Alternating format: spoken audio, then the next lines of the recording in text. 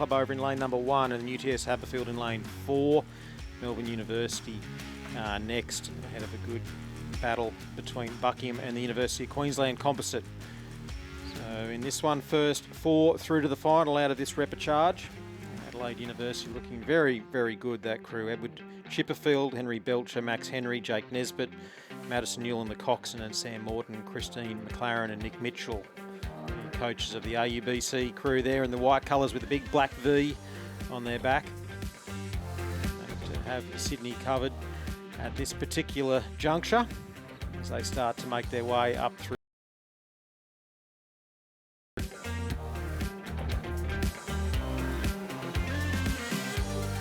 No surprise to see Sydney Rowing Club and UTS engrossed in a good battle. Have had good battles all season and in fact over the last 12 months when it comes to the New South Wales Under-21 8s, and there's been a few social media videos being bandied about by both and having a bit of fun, but I think the time for making videos has stopped and it's all about the rowing, and looks like these two crews well placed to meet once again in this final of the Under-21 Men's Coxed 4. So we've just got the official results from the second semi for the Under-21 Men's Double Sculls. So it was UTS beating Hawthorn by 0.66 of a second, 0.16 of a second back to Scotch Oakbourne, Tasmania University. Adelaide University a second and a half back in fourth. Those four crews going through to the final. It was a great race. 6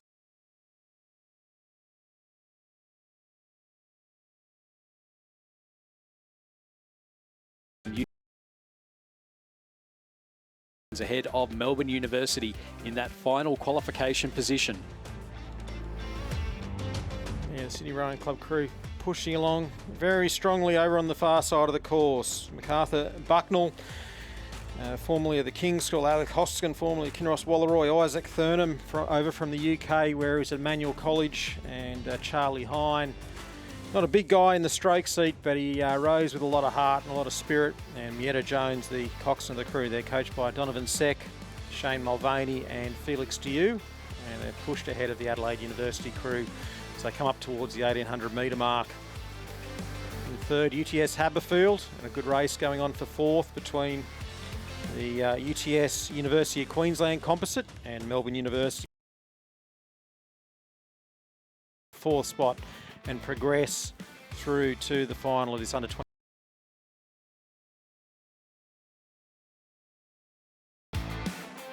So Sydney and Adelaide University battling it out. Who's going to qualify in first? It's Sydney just with their babbles out in front, coming into the last 50 metres or so. We've got UTS, the two UTS crews, or UTS University of Queensland Composite in third and fourth. It is going to be Sydney with the win by a canvas over Adelaide University.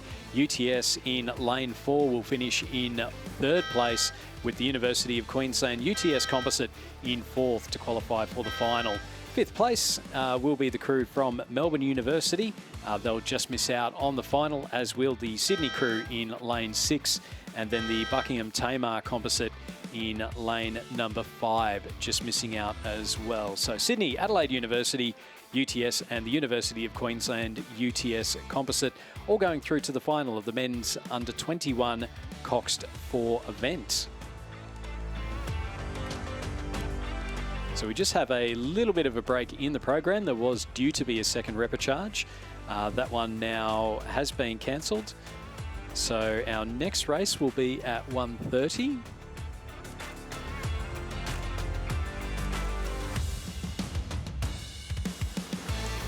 So also at 1:30 we do have a coaches meeting behind the grandstand, and that is with Lyle McCarthy and Larissa Beisenthal. So for coaches, there is the opportunity to have a chat with Lyle McCarthy and Larissa Beisenthal behind the grandstand at 1:30. So get in there, get some of the wisdom from some of our better coaches going around as we wait for the start of the women's Under-23 Double Sculls.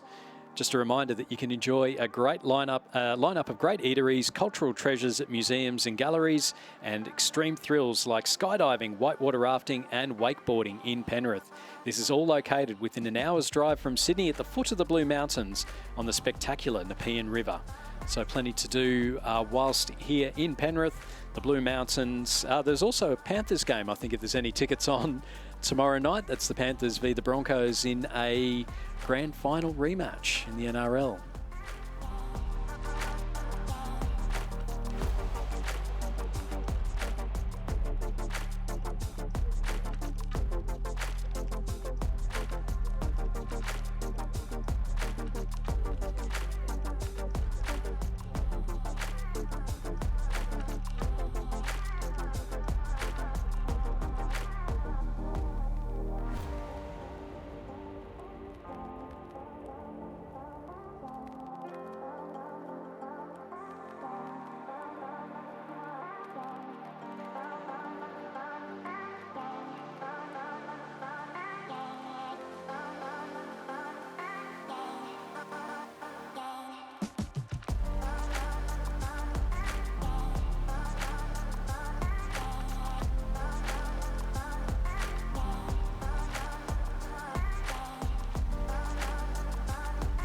So we can just see there the view from the start line. We can see our boat holders sitting out there. They've got the rain jackets on. Big shout out to all our volunteers that helped make the Australian Rowing Championships a success. We have a number of volunteers. You'll see them out with the ticketing, see them around the course in the very distinctive bright yellow shirts, and also the boat holders who probably right now have one of the more thankless tasks. They're sitting out there in the rain. You can see the rain jackets on. The bright yellow shirts and also the hats as well, as we are underway in the women's under-23 double scull. It's the repechage with the first 4 going through to the final, so you just need to beat that one crew. In lane 2 from Mersey and Canberra rowing clubs, Abby Richards and Lydia Tippett, coached by David Tippett. In lane 3 from Adelaide and West Australian rowing clubs, Tanika Webb and Georgina Tager, coached by Stefano Belosso. In lane 4 from Sydney University, Tiffany Bota and Sophia Whiteman, coached by Alfie Young and Alan Bennett. In lane 5, we have a sister act from Centenary. It's Jessica and Sophie Malcolm, coached by Gus Rodero and Benjamin Southwell. And lane 6 from Toowong and Tasmania University, Kate Oliver and Gabrielle Geldard. It's often you'll hear repechage and Jessica Malcolm and Sophie Malcolm in the same sentence, but they are leading this one out of lane number 5, the Centenary combination. And also a good start coming from Sydney University, Botha and Whiteman. And that's it'd be on about screen in lane number 4. I was about to say it'd be about the same for the Cyphers, wouldn't it? You don't hear the Cypher sisters in a repechage particularly often. No, that's right.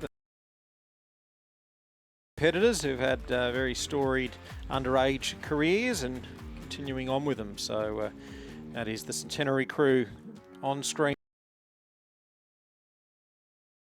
Malcolm and Sophie Malcolm as they continue to lead this repechage, the sole repechage of the under-23 women's double scull.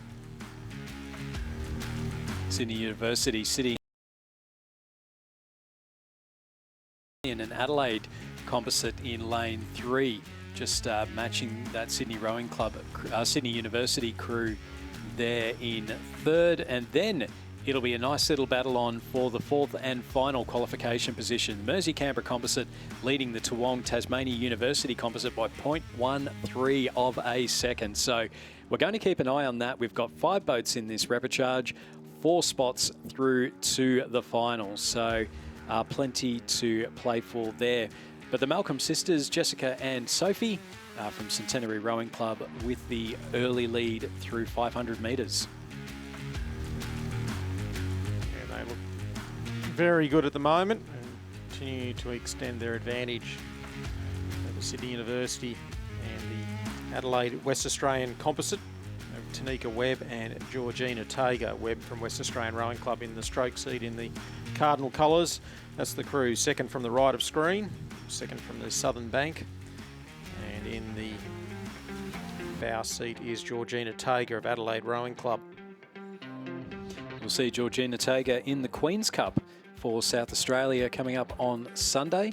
As well as that, we're going to see it's Sophie Malcolm for Queensland in the Youth Women's Eights. So An early preview, I guess. Well, not so much an early preview, but we're getting a look at some of the athletes that will be out there on Sunday for the Interstate Championships. A fantastic way to end the Australian Rowing Championships, and the colour, the atmosphere and the cheering that goes on. I think the last time that the Australian Rowing Championships were here was in 2019. We've had a couple of false starts since then, but I do remember distinctly the Interstate Regatta, and it was the first time I'd been to a national championships in a different role, and just hearing the passion that everyone had as they cheered on their state.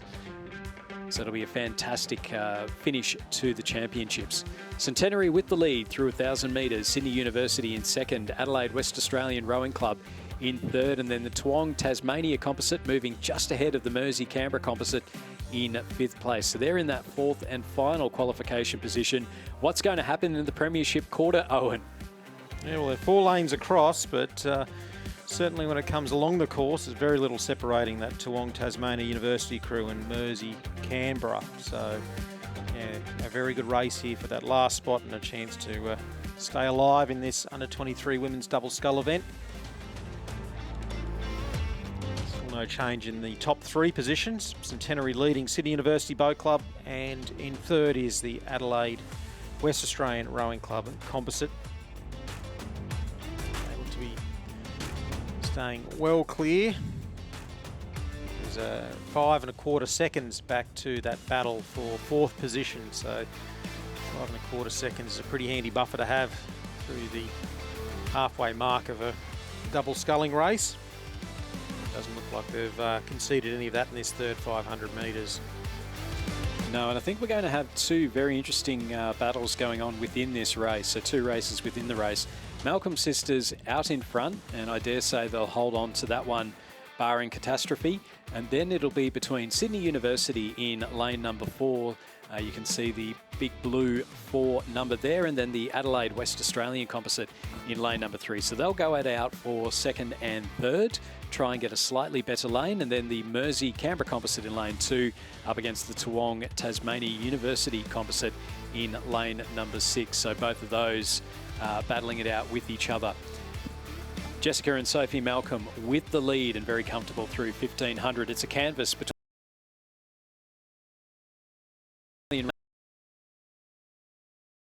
University.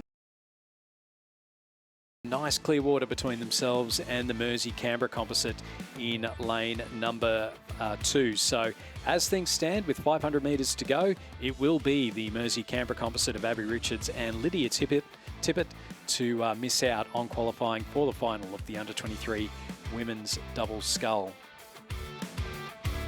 See if they've saved anything for a final sprint to throw at that Toowong Tasmania University Composite crew. The crew from Mersey Canberra on the far side of the course.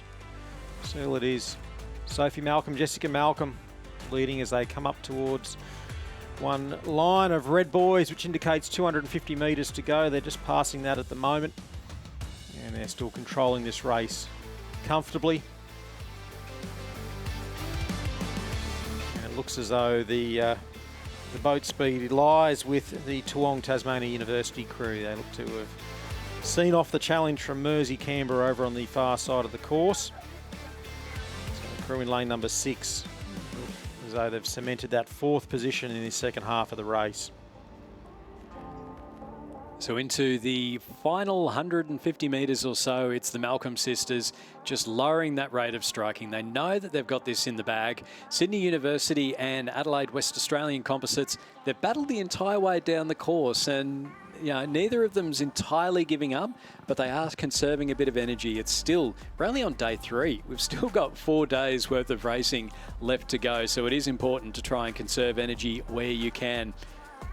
But Jessica and Sophie Malcolm from Centenary Rowing Club with the win in the repechage for the women's under-23 double sculls. Sydney University will finish in second place ahead of the Adelaide West Australian Composite of Webb and Tager. And then qualifying in the 4th and final place will be Kate Oliver and Gabrielle Geldard from Toowong and Tasmania University, with Abby Richards and Lydia Tippett from Mersey and Canberra finishing in 5th and unfortunately eliminated from this event. So winning time there, 7 minutes 33.97. Moving on to the repechage for the men's under-23 double sculls. In lane 2 from Griffith University Surfers Paradise, we have Ben Horsnell and Mackenzie Branch, coached by Christopher Holliday and Duncan Free. Lane 3 from North Esk Rowing Club, Neil Douglas and Carl Breyer, coached by Trevor Barrett. Lane 4 from Penrith Rowing Club, Bradley Moran and Liam Taylor, coached by Lindsay Callahan. In lane 5 from Mercantile and Wendouree Ballarat, we have William Gilbert and Jackson Morrish. Lane 6 from Toowong, we have Roden Martin and Moss Murphy, coached by Mark Game. Mark Game also coaches the Toowong crew in lane 7, Ben Stockwell and Henry McCluskey. So through the first 1,000 metres, it was Griffith University with the lead, just under 3 seconds ahead of the Penrith crew in lane number 4. And then battling it out, it's less than a second between 3rd, 4th and 5th. So that's Mercantile, Wendouree Ballarat Composite, the Toowong crew of Martin and Murphy, and then the North Esk crew of Douglas and Breyer, with Stockwell and McCluskey from Toowong Rowing Club a bit off the pace through the 1,000 metres. So plenty to do there for that crew if they are to make it through. But certainly the 3 crews in 3rd, 4th and 5th, less than a second between them, and only 2 qualification positions up for grabs. So Mercantile, Wendouree Ballarat Composite, Toowong in lane 6, and then North Esk in lane number 3. See if those crews are able to go through and make it to the final of the men's under-23 double sculls. Race leaders on screen: Griffith University Surfers Paradise, Ben Horsnell and Mackenzie Branch, coached by Chris Holliday and Duncan Free. They're looking pretty handy over on the far side of the course, and there you can see the challenge that's developing behind them in that battle. So top 4 to go through. One of these crews is going to miss out on a spot in the final, and there's only just over 2 boat lengths separating 1st from 5th, so a great race going on here. North Esk are currently in that 5th position, so we'll see what sort of a sprint they have, whether they can start to pick up some ground on Penrith, Wendouree Ballarat Mercantile, and the Toowong crew in lane number 6 of Roden Martin and Moss Murphy. And the Griffith University Surfers Paradise crew just reeled in a little bit there. They were looking a lot more comfortable through 1,000 metres. And now you just wonder whether or not they've spent all their tickets early. We've got just under 500 metres to go, so down to the last 400 metres or so. Griffith University Surfers Paradise sitting ahead of the crew from, looks to be the crew from Mercantile, Wendouree Ballarat in 2nd place. No, they're in about 4th place. Penrith, Penrith will be ahead of second, them. Yeah. Penrith in 2nd. Then we've got Toowong in lane 6. In 3rd place, Wendouree Ballarat Mercantile in 4th, and then North Esk in 5th place at the moment. Probably about a boat length to make up with 200 metres or so to go. So our top 4 potentially set up, but again, a bad stroke, and you never know. We saw that at the Tokyo Olympics in the women's lightweight double scull, the Dutch crew leading with about 50 metres to go and then crabbed and finished with the bronze. That's right. Yeah, it can all change very, very quickly. But certainly our leading crews certainly making a bit of gap now on the North Esk crew of Douglas and Breyer. So it's just a matter of what order will they finish in. Griffith University, Surfers Paradise, Penrith and Toowong. It's going to be in that order. It's Griffith University, Surfers Paradise with the win. Penrith qualifying in 2nd place. Toowong looking like they just came through in 3rd.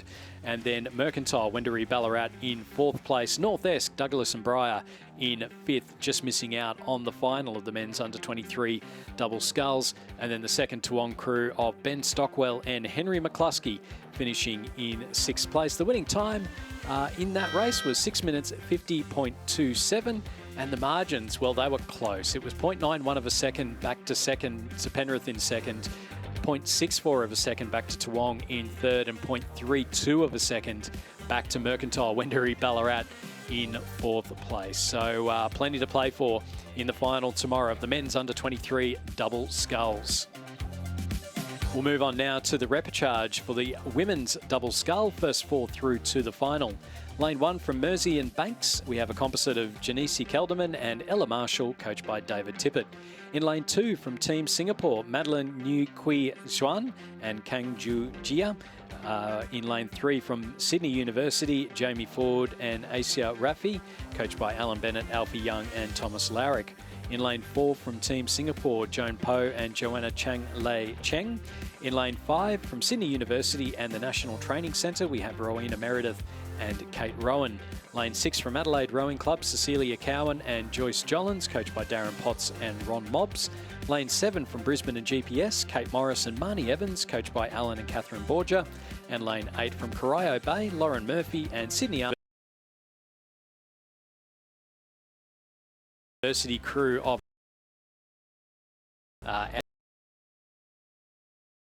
Aisha Rafi from Sydney University sitting in second place. They're about a second ahead of the Team Singapore crew in third, and then Adelaide Rowing Club sitting in fourth place, about 2.5 seconds ahead of Brisbane and GPS. The second Team Singapore crew, that's the crew in lane 2, then the Merseybanks Composite and Corio Bay crew, as you would imagine, Owen, out in front. Quad Scull this year. Olympic bronze medal. The other Sydney University crew had stuck with them away. So Rowena Meredith in the bow seat, Kate Rowan in the stroke seat, and they continue to lead this one. Sydney University, Team Singapore right there with them in third position. Starting to make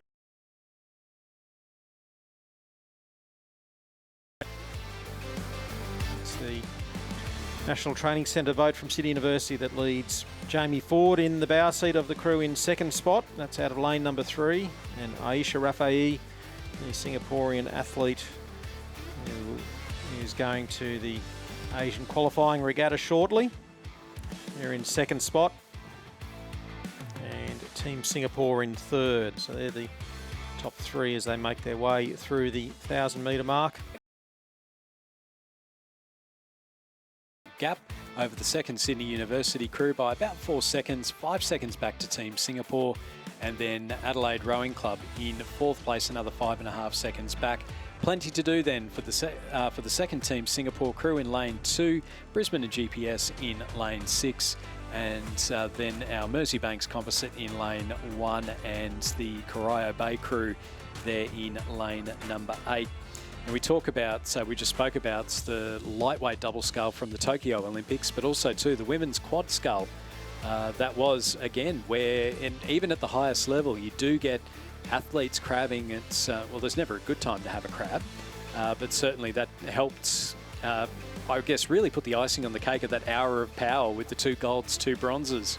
Yeah, that's right. It's a very, very good time to be an Australian rowing supporter during that at the Tokyo Olympics. And of course, it was a very different Olympic Games with no spectators in attendance. So obviously it'll be a different experience for the athletes this time around in France.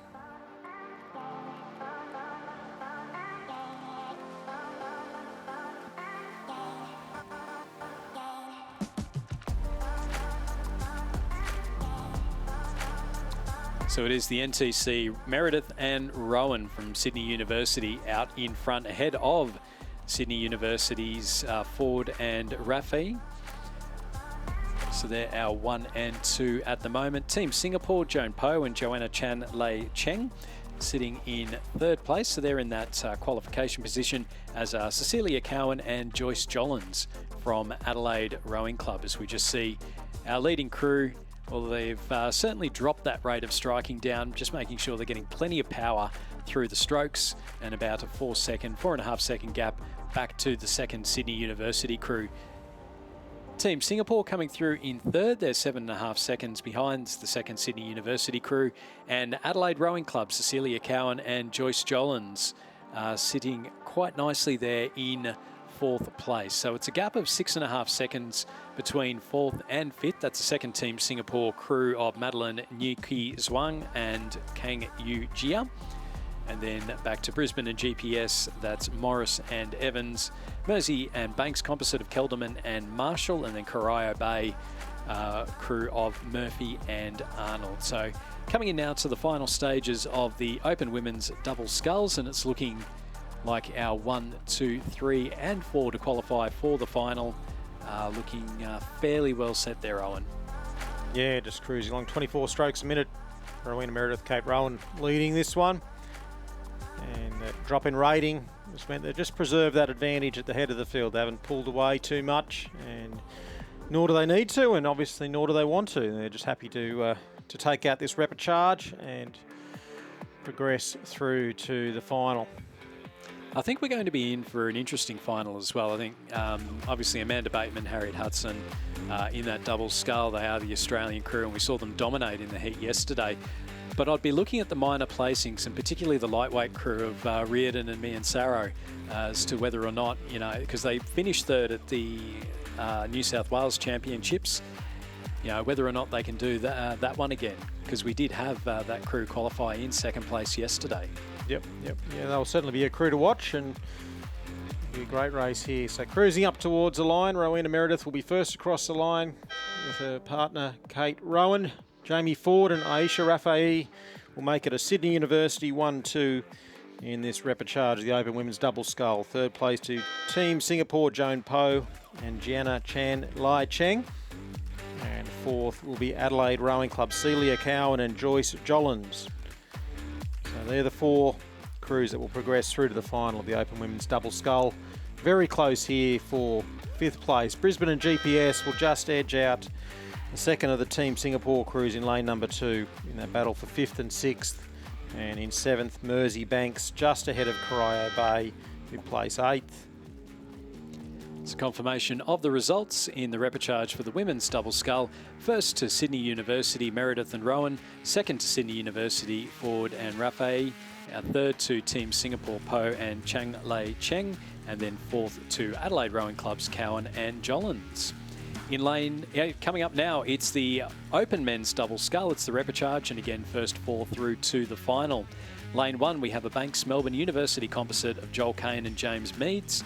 In lane 2, we have a Toowong Commercial composite of Alexander Jeremijenko and Hamish Parry, coached by Mark Game, Claire Raven and Stephen Potsy. We have a scratching lane 3 from Sydney and UTS. Lane 4, it's a canned ANU composite of Hamish Harding and Alec Patterson, coached by Dave Romano and Scott Rowe. Lane 5 from North Esk and Buckingham down in Tasmania, Joseph Wilson and Jack Barrett, coached by Trevor Barrett. Lane 6, we have a UTS Tamar composite of William Birchmore and Sam Green, coached by Sam Fennessy. And then lane 7 from Griffith University and the University of Queensland, Noah Roseman and Jackson Free, and they're coached by Michael Russell and Marcus Free. Yeah, it's just the crew of Alexander Jeremijenko and Hamish Parry that are out of it here, with 5 crews trying to make it into the top 4 positions. So Kane and Meads on the far side of the course, and then we have the race leaders in lane 4, Hamish Harding and Alec Patterson, and a very good race going on between the North East Buckingham crew of Joseph Wilson and Jack Barrett, and then the crew on this side of the course, Noah Roseman and Jackson Free, and that's putting pressure on Birchmore and Green of UTS and Tamar. So a great race going on here. Which one of these crews is going to unfortunately be eliminated from the event and miss out on the final? Doesn't look like Hamish Harding and Alec Patterson will have that fate, and they're in control of it. No, they were very much in the mix with about 500 to go in the heat yesterday.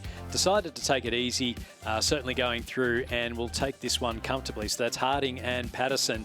And then we have very tight between 3rd, 4th and 5th. It does look to be Banks Melbourne University in 2nd place, North Esk Buckingham in 3rd, and Griffith University Surfers Paradise in 4th place. So that is the Banks crew of Kane and Meads, North Esk Buckingham composite of Wilson and Barrett in 3rd place, and then the Griffith University Surfers Paradise crew of Roseman and Free qualifying in 4th.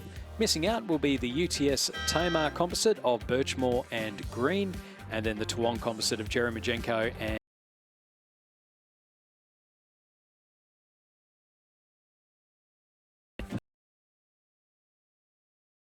margin of 2.73 seconds. So we move on from the open double sculls to our coxed quads. It's the under-17 women's coxed quads, heat number 1. In lane 1 from Melbourne Girls Grammar, we have Imogen Perrott, Grace Perrott, Gabrielle Sofra, Jemima Ross and Camilla Rowe. In lane 2 from Walford Anglican, Olivia Rooney, Harriet Patterson, Imogen Griffith, Olivia Marston, Emily Atherton, Charlie Barron, Isabella Wilson, Isabella Skirving and Eloise Britton. In lane 4, Gippsland Grammar's Kate Edgar, Tara Dehood, Lily Canfield,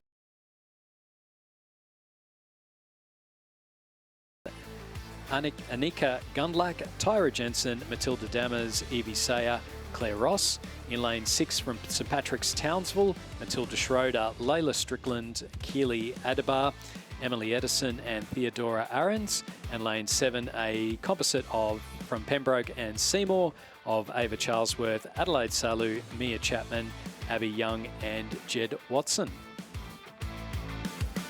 Here's Melbourne Girls Grammar that's doing very well over on the far side of the course in lane number 1. They're right over to the far right and top of your screen, leading through that halfway mark, and they're leading from Scotch Oakburn in lane number 3.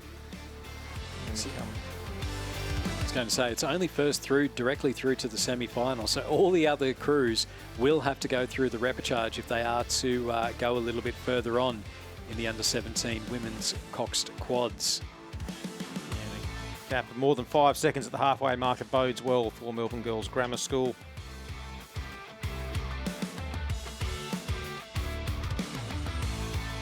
So we have 6 heats in the women's Cox under-17 Cox Quads. Melbourne Girls Grammar sitting nicely to take that semi-final position. And again, you can see, what do we call it, a peloton of cyclists going down the far lane? Well, it wouldn't be quite a peloton, I wouldn't imagine. It'd be Poursuivants, wouldn't it? I'll take your word on that one. I think, I think if the Tour de France graphic was up, it wouldn't be enough to quite class it as a peloton. It'd be more those in pursuit. And at the moment, we've got 6 boats in pursuit of Melbourne Girls Grammar School, and they continue to lead this one and try and make sure they get the direct path through to the semi-final of this under-17 women's Cox Quad Scull. Very strong program they have. They sent 8s over to Henley, and they came here for a scoping exercise here at the Sydney Rowing Club Regatta. They brought 2 8s up here to get some of their athletes used to racing at this venue. So they're certainly well prepared, and that's showing as they're heading up towards this 1500 metre mark. So Melbourne Girls Grammar School still in the lead, and they're looking very, very good to be the sole qualifier from this first heat. So Melbourne Girls Grammar passing the 1500 metre timing point, 5:39.46 through that first 1500 metres. And you'd have to say, barring catastrophe, they will go directly through to the semi-final. 10 seconds between first and second. Scotch Oakburn in second place, Commercial in third, Pembroke Seymour Composite in 4th, Walford Anglican in 5th, St Patrick's Townsville in 6th, Commercial in 7th. So some of those crews making their way from right around the country. I know that there were some dramas for the crews coming, for the trailers coming across from Western Australia. A bit of flooding on the Nullarbor did mean that they had to take a little bit of time, a little bit of an unplanned stop in some of the smaller roadhouse areas on the Nullarbor plains, the Air Highway, I think it is. Straight up the Hume, which is always a nice easy. Certainly I prefer driving down to Melbourne than flying down. It's usually quicker. Jugiong, the long track cafe down there.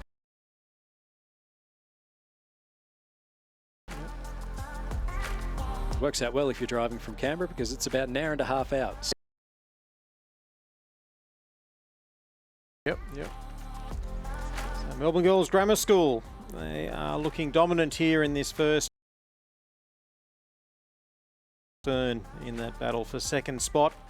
And from the South Australian school,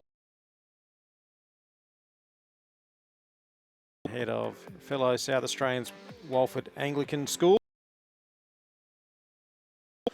And then in final place is Gippsland Grammar from Victoria. But victorious will be Melbourne Girls Grammar School, also from that same state, and they're the sole crew to go through to the semis. Commercial now coming up towards the finish line. They'll finish in second, and they'll be happy with that row.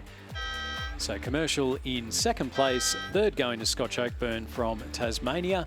Fourth place will go to the crew, the composite crew from Pembroke School and Seymour College, with fifth going to, looks to be the Walford Anglican School, and then sixth to the crew from St Patrick's Townsville, and seventh going to Gippsland Grammar in lane number 4. So a winning time there for Melbourne Girls Grammar, 7:35.78, and a winning margin of, let's call it 11 seconds.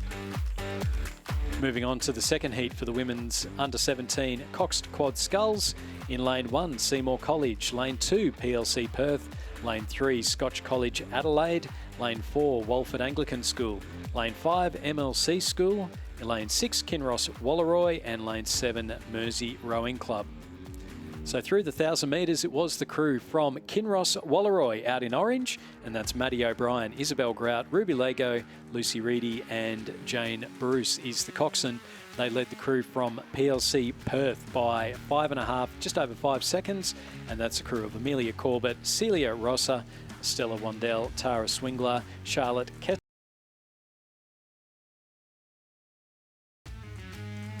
South Australian crew from Seymour College sitting in third place ahead of Mersey School.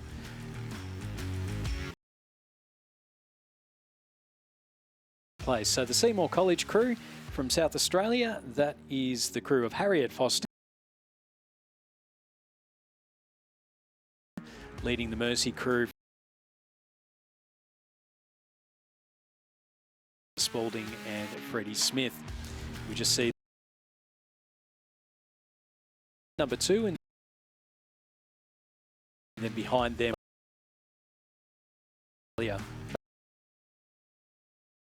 David Mill. Very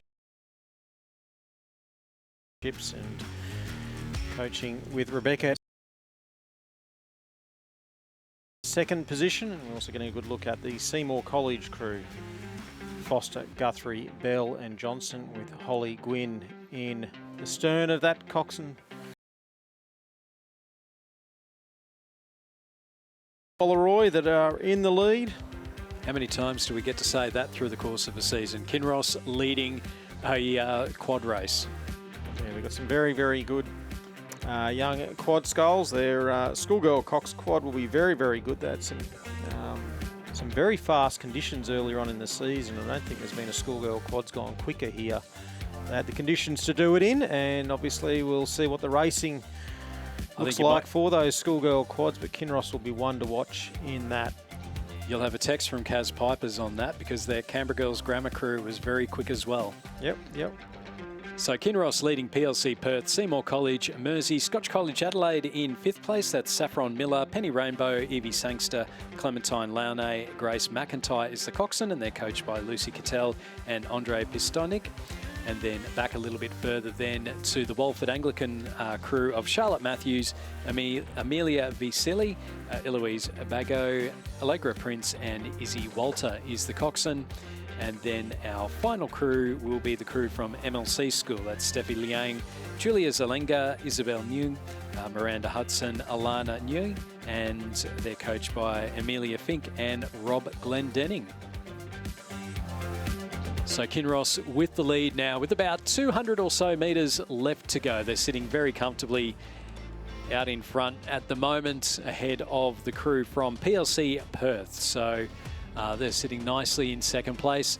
There is plenty of clear water between first and second, and with the way that the progressions work for this event, we've got 6 heats. Only the first crew straight through to the semi-final, but you would have to imagine that PLC Perth are setting themselves up nicely to be able to make the semi-final through the repecharges that will come along tomorrow. So this crew from Kinross Walleroy, O'Brien, Grout, Lego, Reedy and Bruce will come across the line in a very nice time there. So we'll wait for the official timing on the screen. That'll be a 7:28.06, so that's about 7 seconds quicker than our previous heat with Melbourne Girls Grammar, although Melbourne Girls Grammar did take it easy towards the end there. PLC Perth will go through in second place, so they're the first of our repecharge crews.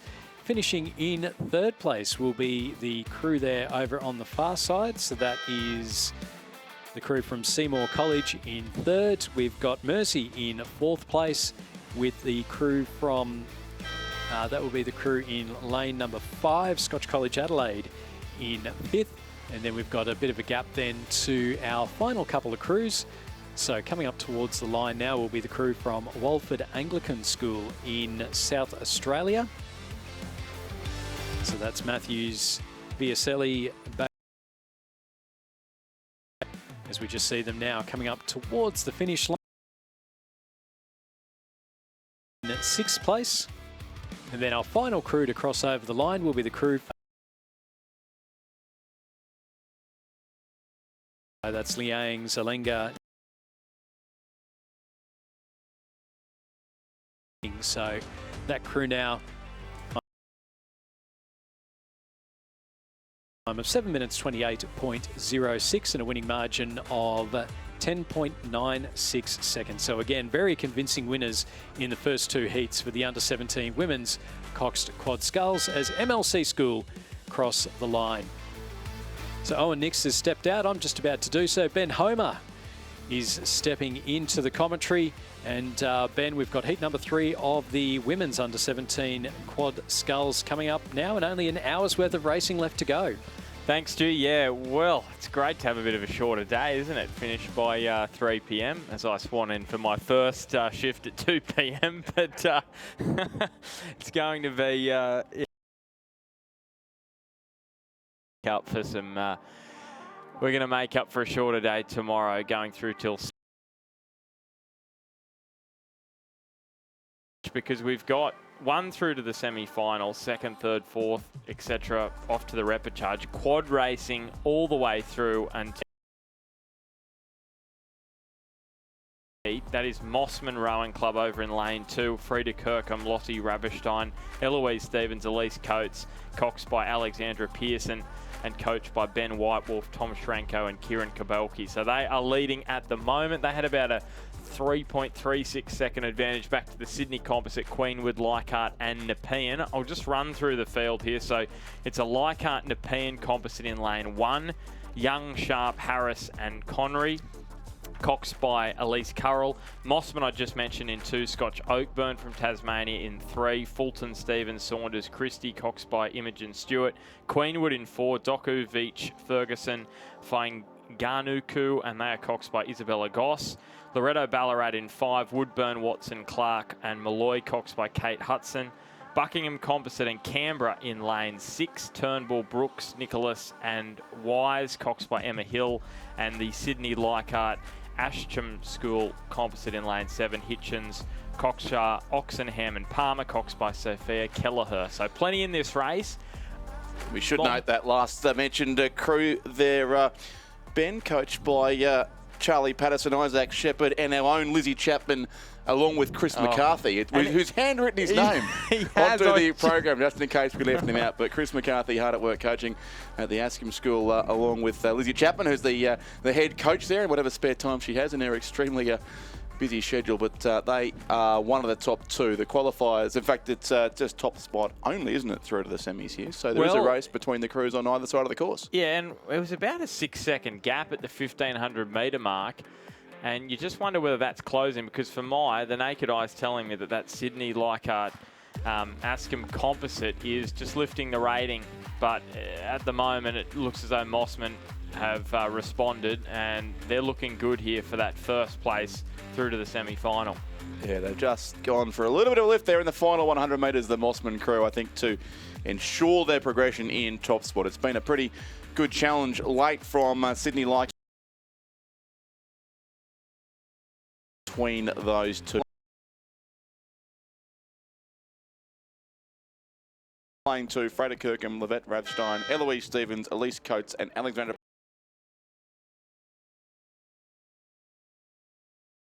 Realised the game was up and we're happy to row through for 2nd place on lane 7. 3rd will go to the bow-numberless crew from the Queenwood School there in the centre of the course. 4th and 5th is tight, probably Leichhardt and Nepean over in lane 1, ahead of the red boat, which looks like a Tasmanian combination here. Buckingham and also Canberra Rowing Club there will finish in 5th. 6th will go to Loretto from Ballarat, And 7th, Scotch Oakburn, another of the Tasmanian crews in this event. So 7:23.83, that unofficial time for Mossman Rowing Club in Heat 3 of the Under-17 Women's Coxed Quad. So they go through to the semi-final. The rest will have to race in the repechage, which will take place tomorrow, I'm pretty sure. Yeah, repechages will be tomorrow for this event, and then the semis the next day, and the finals will be there for on Saturday.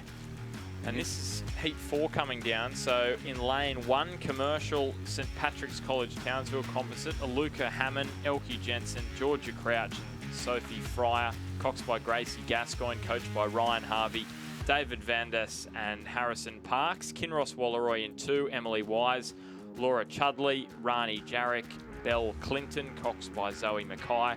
Trinity Lutheran College in 3, Emily Dobbins, Sophie Clifford, Charlie Newman, Molly Lomax, and Chloe Fielding is the cox, coached by Eric Rowan and Victoria Earl. In lane 4, it's Canberra Girls Grammar, by Heidi Bell, coached by Lachlan Hurd and Charlie Durkin.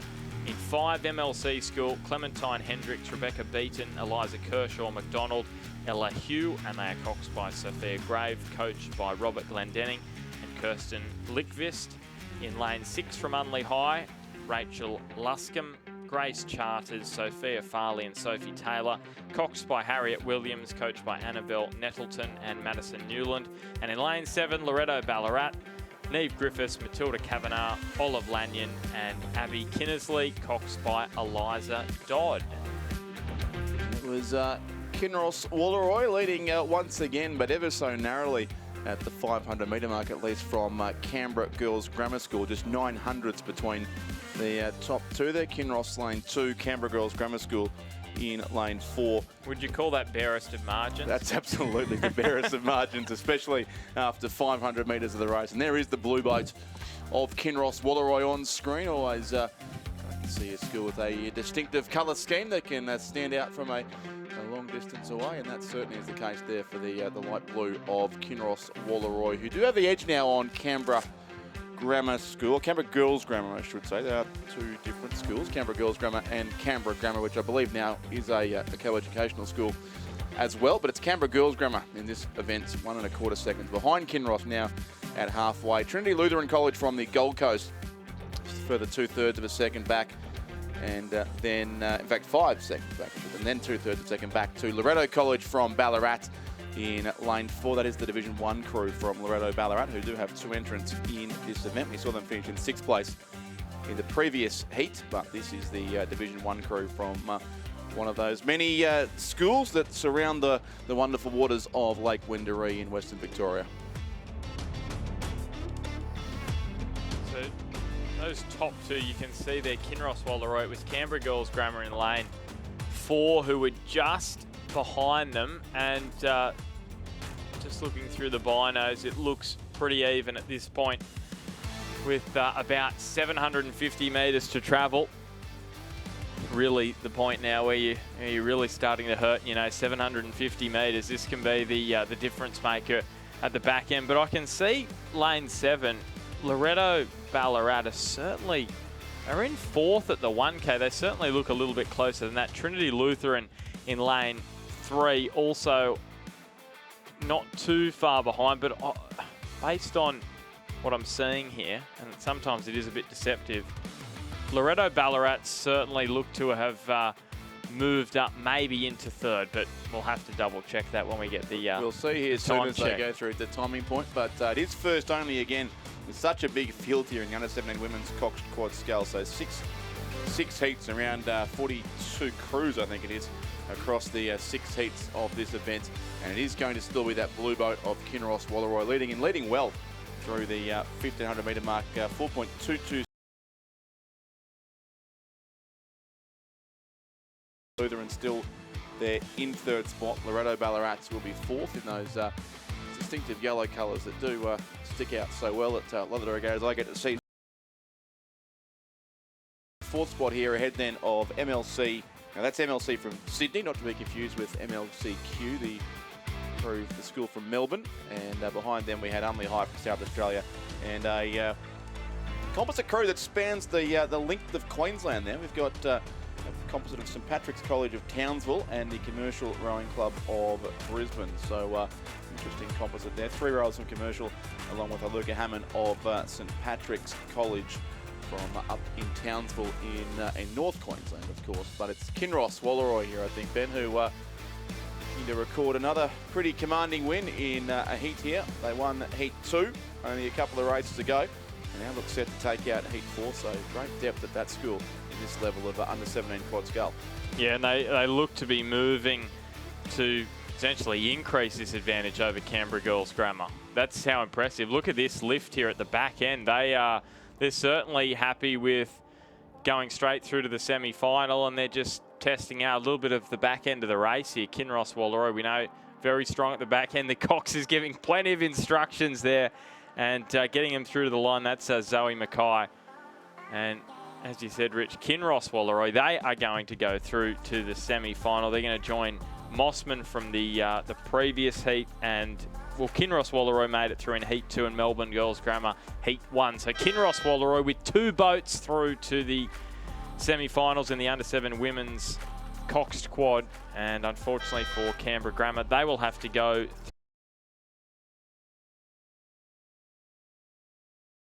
crew in 3rd, Trinity Lutheran College. Loreto Ballarat will cross in 4th place. 5th is going to go the way of MLC School. 6th over on the far side, it's that Commercial St Patrick's College Townsville composite. And then rounding out the field here is Unley High out of South. Official time there. Interesting, each of the heats has got faster as we've gone through here. So we went over 7:30 in the first couple of heats. There was 7:28 in Heat 2, 7:23 in Heat 3, and 7:21 now for Kinross in Heat 4. So either the wind's increasing down the course, or these crews are going faster on each gate. And that Kinross crew not really letting up late in the race either, so it's a good result for them. Heat 5 is on the course here. Furbank Grammar School racing in lane 1, Newcastle Grammar in lane 2, Commercial Rowing Club from Brisbane in lane 3, Scotch Oakburn of Launceston in Tasmania are in lane 4. Another Queensland composite crew, St Patrick's of Townsville with Genesis Christian College from the northern suburbs of Brisbane, racing there in lane 5. Redlands from Sydney racing in lane 6, and Ballarat Clarendon College racing in lane 7. And they are well and truly underway and into the 3rd 500 now of this race. And it looks like the lead is with Commercial over in lane 3. Crew of Olivia Grant, Holly Fleming, Summer Phillips, Sienna Becker and Daisy Plavecki, coached by Ross Batho and David Vandis. And then Furbank Grammar School from Melbourne over in lane 1. This crew was 3rd at the head of the schoolgirls back on Sunday afternoon in Geelong. That is Summers, coached by Lucy Burnell. I was going to ask you about them. Do you think they've got enough to pull back the margin? What is it, about 2 seconds? It was at the 1K mark. We're going to get through those 500 splits. Here we go. Is it less? I think it's going to be close. What was it, about 2 seconds? Yeah, now it close to 3 seconds there, a length or so in a quad scull. The timing system keeping us in suspense, but Commercial have gone through, and I think Furbank have actually snuck through unnoticed. It is a manual timing system at the 1500, so I think one button wasn't pushed there, but so we'll never know precisely, unfortunately, Ben, but I'd say about 3 seconds it was from 1st to 2nd. So Commercial led it. Furbank definitely are there in 2nd place, and then the composite crew from St Patrick's and Genesis Christian College. Now, Genesis Christian College, a school very closely related to the Pine Rivers Rowing Club. So Jessica Carroll and Tiana Cutts there from Genesis, along with Georgia Creswell of St Pat's and Holly Wilkie, also of St Pat's in Townsville. Coached by Evan Peff, coached by Harrison Parks, and of course Ray Smith, who's been such a contributor to rowing through the Pine Rivers Rowing Club over many years. It's been collecting Nationals medals for fun the last couple of years too, the Ray Smith coach crews at Pine Rivers, including his granddaughter, who's now off playing Australian AFLW football for the Gold Coast Suns, of course, Ella Smith, after a couple of successful national regattas as well.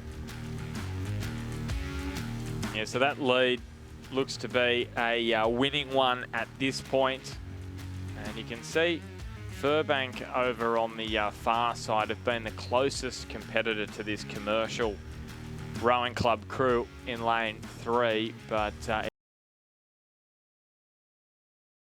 advantage really from the 1,000 metre mark, which was about 2.5 seconds to probably about 3 at the 1,500. And they're happy just to sit there and sit on Furbank Grammar and secure their place through. A few New South 3 from New South Wales, 1 from Furbank to the Repechage in second. Third, Genesis Christian College. Fourth place to Redlands. Fifth will be Newcastle Grammar on the far side. Sixth is going to be Ballarat Clarendon, and then Scotch Oakburn from Tasmania in seventh place. So 7:31.75. How's that? Streak of ever-increasing times, which does suggest it's not conditioned. So Kinross Wallaroi at this stage maintain the fastest qualifying time. They certainly look to be going the hardest at the back end though, didn't they? They did indeed. Probably allows you to understand why that time is a little quicker. So here's the sixth and final heat now of the under-17 women's Cox Quad. Mossman Rowing Club lane 1, Scotch College Adelaide in lane 2, St Mary's from Hobart in lane 3, Commercial Rowing Club with another crew in this race in that lane.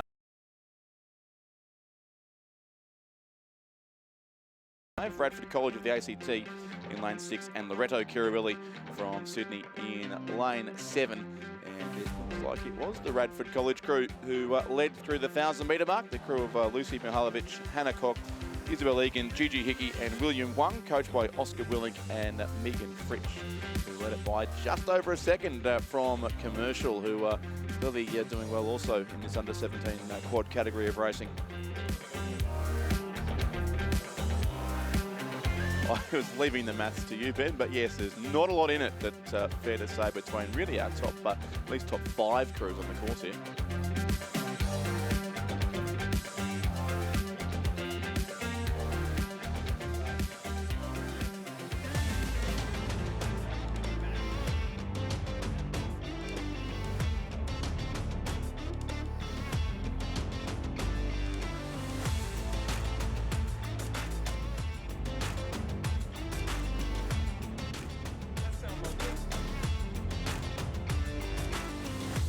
So here we go. We could get a blanket finish here in what would be a cracking end to the under-17 women's Cox Quad Scull. And you can see that crew from Radford College who were in front at the 1K. They were in front at the 1,500. So there's some work to do here. Melbourne Girls Grammar and Commercial are going to have to do it 3.16 seconds. Can they pull that back? That is a decent margin here with 500 to travel. It is indeed, but there's Melbourne Girls Grammar School crew are a decent combination. The famous name there in the stroke seat too, Caitlin Anthony, of course one of the daughters of Peter Anthony, and Olympic gold medalist of course. Zaina Obeid, Stephanie Speller, Addie Dean, Caitlin Anthony and Ellie Poglasi, the combination there for Melbourne Girls Grammar School. They are moving up, it appears, on the crews alongside them. Radford still the race leaders, but alongside Melbourne Girls Grammar. Then Commercial probably now in third place after being second at halfway. Next to them is St Mary's College from Tasmania. Commercial and still there on the far side of the course too. Yeah, they're coming up, aren't they, Commercial? I just wonder, this Melbourne Girls Grammar crew, you've seen them in Victoria, Rich. Can they do it here? It's a long way to pull with about 200 metres, but they're... Challenge to Radford.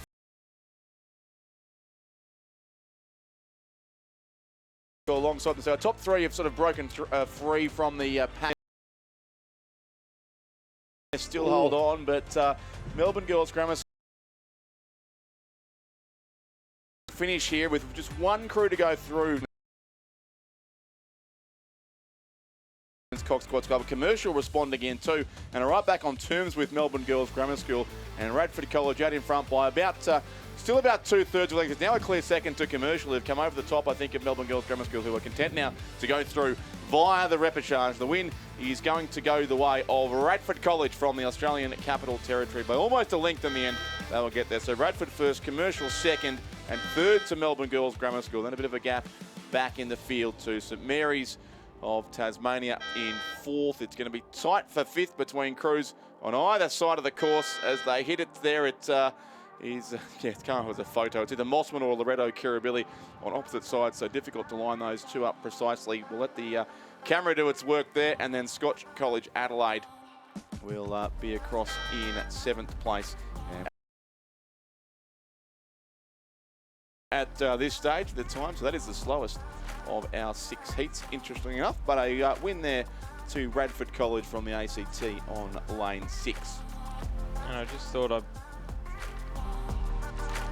we've just got some information through, so lane 4 out of this race, under 17 men's coxed quad, Scotch College Adelaide out of this one. I was just going to have a look at the weather actually then, because that heat was slower. No real change in the wind, so obviously a little bit of a slower heat there based on the times we've seen. Here is the here are the crews for Heat 1 under 17 men's cox quad. So this is a little change. So first 2 here through to the semi-finals, the rest to the repechage. Sydney St Joseph's College composite in lane 1. Tate Fredrickson, Joseph Lane, William Kellett, William Stumbles, and they are coxed by Emily Bartrop, coached by Charlie Patterson. The St Vigils composite, they're in the lead at the moment with Buckingham, Callum Wigston, Alex Lamprey, Saxon Van Arnold, and Llewellyn Gray, coxed by Lucy Pinelli, coached by Oliver Wilson Haffenden and Hamish Johnston. Unley High in 3 from South Australia, Luke Beaton, Ben Wilkinson, Evan Harbisher, Joel Velt, and coxed by Tom Hollis, coached by Mark Beaton and Becky Ford. St Augustine's in 5, Rory Parker, Lachlan Schofield, Matthew Juretta, Hamish Wise, and coxed by Henry Goldsworthy, coached by Bjarne Ungermark and Judith Ungermark. In 6, Wendouree Ballarat, Oliver Fumi, Tristan Coelho, Charlie Ants, and Flynn Santlin, and their cox is Charlie Geddes, coached by Paul Blanchfield and Colin Purves. Hunter Valley Skelly Osmond, Thomas Foster, and Edward Walsh, and they are coxed by Emma Purdy, coached by Odin McIntosh and Rowan Hislop. And then in 8, St Joseph's Nudgee College, Alexander Watt, William Devlin, Harry O'Hare, Lachlan Balderson, coxed by Orlando Reid. That is a big field here in Heat 1, and it's the top 2 through, and they look pretty clear-cut, don't they, at the action moment? all happening on the far side of the Sydney International Regatta Centre, away from our camera side and our finish tower side of the course, with the 2 crews in lanes 1 and 2. So St Virgil's College and the Buckingham Rowing Club, so a composite crew all there from Hobart in Tasmania, who were our leaders at halfway, again led at 1,500 metres, and they'd stretched out to 3.35 seconds, so just over a length ahead of the another composite crew, so Sydney Rowing Club and St Joseph's College. The Sydney composite lane 1, they're sitting in at 2nd place, and then right back across on this side of the course, in fact, the Nudgee College crew has moved up in that 3rd 500 and may well now have got themselves in the 3rd spot. They were very tight along with St Augustine's at the 1,500 metre mark, and Nudgee lane 8 in that dark blue boat are trying to make up some ground on the crew on the exact opposite side of the course from Sydney and St Joseph's College, but it's still our Tasmanian composite combination that leads as they close in on the finish here. St Augustine to be next ahead of Wendouree Ballarat, and also their Unley High and Hunter Valley Grammar. Real push in the middle of the course, isn't there? St Augustine's are flying there in 4th, so too is Wendouree Ballarat. Yeah, but they're all racing really for a spot in the repechage. The top 2 remain on the far side, and that's not going to change here in the closing stroke. So the win will go to St Virgil's and Buckingham. Lane 2 through to the semis, about a length and 2/3 clear of Sydney and St Joseph's in 2nd place. Lane 1, Nudgee College in their blue boat will indeed finish in 3rd place. 4th then St Augustine's, just holding off a strong finish also from Wendouree Ballarat. And they'll be followed home by Unley High and also Hunter Valley Grammar. So it's the Tasmanian composite crew that beats the Sydney composite crew in the first heat of the under-17 men's coxed quad scull. 6:50.03 for that St Virgil's Buckingham composite, and we have got here in the 4 heats. So now they will finish in 7th. They will go through to the repechage, and it looks as though you'd almost think, looking down the course, that we've got a bit of a break, but not a scheduled break, so I'm not sure if there's been a little delayed start for this one. They're coming underway, I think. We're right on schedule here. The 2:25 race is on its way, but it's now about 2:28, so they're just on their way from the start there in the second heat of the under-17 men's. But I think that previous race may even have been underway a minute or two early. Well, that's fantastic. Nothing better than running on time. Not just is it an early finish, you dig out. Yeah, maybe the officials are keen to get to the. I won't say to get to the pub after the day, but to get to their official meeting at the end of the day. So get well hydrated. Have a good afternoon of rest in any case. But we look like we've evaded the worst of the weather here. There were sort of warnings of thunderstorms and things throughout the day, but that appears to have not come to too much, but for some showers earlier today. But we go onto the water and chase this race down. This is race 2:38, the second heat of the under-17 men's Cox Quad Scale. Hunter Valley Grammar School racing in lane 1, Trinity Grammar in lane 2, Canberra Grammar in 3, Cranbrook in 4, Christian Brothers and the Hutchins School in lane 5, Radford College in lane 6, and Brisbane Grammar School racing in lane 7.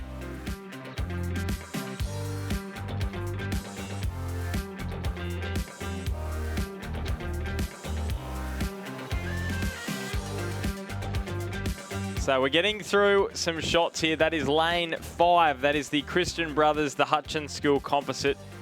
And next to them over in lane 6, Radford College out of the ACT, and then Brisbane Grammar. Brisbane Grammar in front out of those three. But in terms of the wider race, Brisbane Grammar in second. Canberra Grammar leading the way in first place at the moment. But it is a pretty tight race, this. This is shaping up nicely. That is only 500 splits, though. So this 1K will give us a little bit more of an indication as to just how close things are. But that's the Canberra Grammar boat of Ralph Zhang, Magnus Dafter, Alexander Grivis and Benjamin McGregor, coxed by Teniola Balogun and coached by Thomas Hart.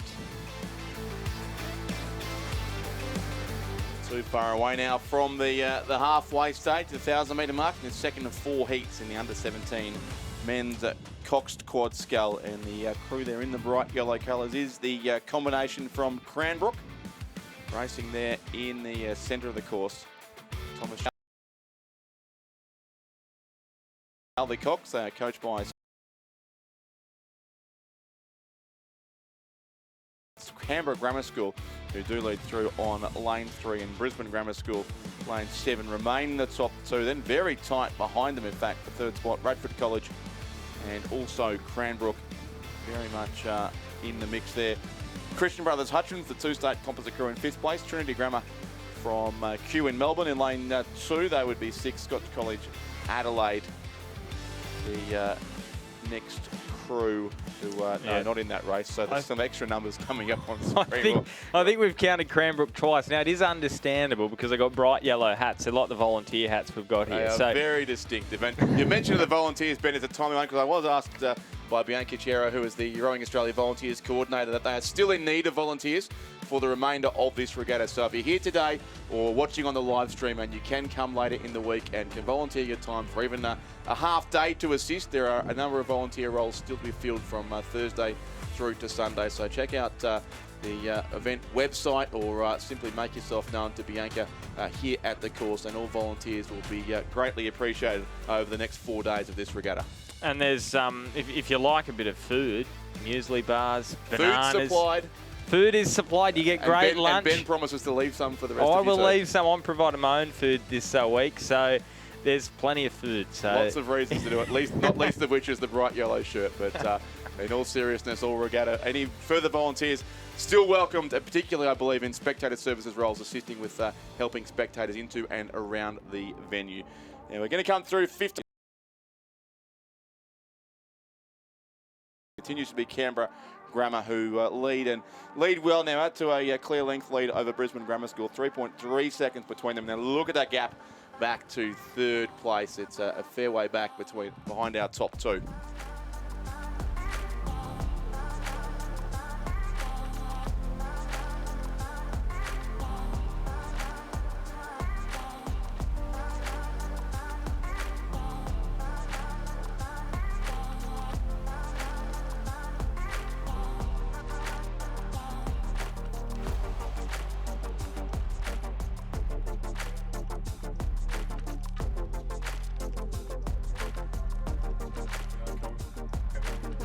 I've just heard the Row Union marquees open. Ray Ebbett has just sprinted down those steps. Ray, just slow down a bit. There will be food left. Let's get coming from you, that's famous last words, Ben. But it's Brisbane Grammar and Canberra Grammar in any case on opposite sides of the course here as we try and bring some sense of normality to what's going on out here. They're clearly our top two and have been for quite some time. And the only interest probably is in the order between the two. Possibly Brisbane Grammar School and the Blue Boat there have made up some ground on Canberra Grammar. Then it will be the composite Christian Brothers and Hutchins School combination, who look to be clearly a third now ahead of those bright cats of the Cranbrook combination. Good race, isn't it, between 1 and 2, but they're both safely through. They can just ease it off a little bit and they will be safely through to the semi-final, but they're going for it. They're not in total. They're both going for the win. And Canberra Grammar and Brisbane are still not much between them with a couple of strokes to go. I think the win will go on the far side just to the crew from Canberra Grammar by about half a canvas there unofficially. Canberra Grammar School lane 3, Brisbane Grammar School lane 7. Clearly our top two. They're both going through to the final and in pretty good form there, it does seem to be the case. Radford College have got themselves up into a clear third spot now on lane 6, fourth to the lane 4 combination from Cranbrook. 5th and 6th is going to be tight too. We might need a couple of photos checked here just for confirmation, but I think Christian Brothers Hutchins have just edged out Trinity Grammar. And this is the confusion from before. But in that crew with the lane 4, that's actually Scotch College Adelaide from the previous heat who didn't race. So I'm not sure if they're just rowing down the course or have actually been changed into heat 4. But that's why we had an extra crew in bright yellow colours. And in any case, Hunter Valley Grammar School are next across the line. But Canberra Grammar and Brisbane Grammar are the top two there. 6:48.96, the unofficial winning time, and the margin 0.42 of a second in favour of Canberra Grammar. So halfway through the heats in the under-17 men's Coxed Quad. Heat 3 now. Rockhampton Grammar in lane 1. Jackson Taylor, Henry Lau, Lachlan Yench, Ryan Hendry. Oliver Whaling Kane is the Cox, and they are coached by Kimberly Brown and Rob Fay. Prince Alfred College from South Australia in 2. Christian Smith, Athan Halaftis, Nick Christensen and James Dixon. They are coxed by Tiago Barlow, coached by Thomas Johnson. Redlands in 3, Thomas Hooper, Connor Morrison, Angus McGuinness, Oscar Pearce, and coxed by Henry Priest, coached by Alec Price, Timothy Robertson and James Petering. Ballarat Clarendon in 4, Joseph Belcher, Alastair Forsyth, Tiger Williams and Jake Connolly. Reese Belcher is the cox, and they are coached by Kate Littlejohn. The Southport School in 5, George Schmidt, Harrison Howard, Kine Baird and William Box, coached by Jack Houlihan, coached by Stefan Muhlenberg. Redlands in 6, Toby Anderson, Archer Kerr, Zachary Bornis and Henry Dobson. Lillian Chen is the cox, and they're coached by Alex Coney, Alex Price and James Petering. Scotch College Adelaide in lane 7, Blainson, Blair Robinson, Kent Harvey, Thomas King, Jackson Sullivan, coxed by Tash Corbett and coached by Thomas Merrigan. Good race between our top few crews here indeed, Ben. It was Ballarat Clarendon by just 0.12 of a second at the halfway mark. A time of 3:21 exactly. Ballarat Clarendon over Scotch College Adelaide and the Southport School, as they look like now the Southport School may have just gone past the Ballarat Clarendon combination, and Scotch Adelaide's 3.40 their time. Ballarat Clarendon second. Earlier two in this Ballarat Clarendon crew. This is their Division 1 Coxed 4 that finished second at the head of the lake, narrowly behind their traditional rivals from St Patrick's of Ballarat at the head of the lake a few weeks ago. And also, I think, were narrowly beaten in the state championships. They've now switched from the 4 to the Quad Skull to come to the Nationals, as it appears have the St Patrick's crew, who'll race in the next heat. But they're under siege here from the Southport School, lane 5. George Schmidt, Harrison Howard, Kine Bird, William Box and Jack Houlihan. With Ballarat Clarendon still there alongside them, so 2 to go through.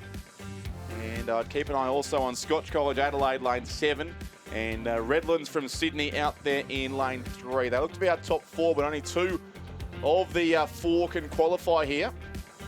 Southport definitely look to have their boat in front there in the white colours with the high-vis caps, the bright yellow of Scotch Adelaide in the outside lane, the red of Ballarat Clarendon in the centre of the course, and alongside them still the Redlands combination. This will go right down to the finish line now, about 130 metres to go. It certainly is Southport there in the centre lane of the course. I think Redlands coming home strongly too. Also on lane 3, just ahead of Scotch and also Ballarat. Clarendon with a few strokes to go. Our 2 qualifying spots not quite determined, but Redlands and Southport look to be in those positions as Redlands have gone past Ballarat. Clarendon almost heading out after Southport in the closing strokes of the race. It's going to be the Southport school who come across in first place. Redlands just there. 4th goes to Scotch Adelaide. 5th will be Prince. And 7th will be the of the under-17 men's quad scull. Yeah, some more of that. Thank you very much. That was fantastic racing. 6:45.18, the unofficial time for the Southport school, but just look at those margins there. Top 4 was very, very tight. Well, actually, let's just say the top 6. Sorry, I'm looking at the other heat. Yeah, Top 0.86, yep. 0.44 for first to second, second to third. So 1.3 seconds it was from first to third, which is good news for the Southport school and Redlands who go through to the semis. Not quite so good for Ballarat Clarendon, but they'll get a second chance in the repechage. They'll have a centre lane there, that combination from Ballarat Clarendon. And 4th place went to Scotch Adelaide, who were in 2nd place early in the race, but eventually overhauled as well. 6:45.18 the time. Was the quickest so far of our 3 heats, and the 4th heat, Ben, is just going through the 1,000-metre mark as well.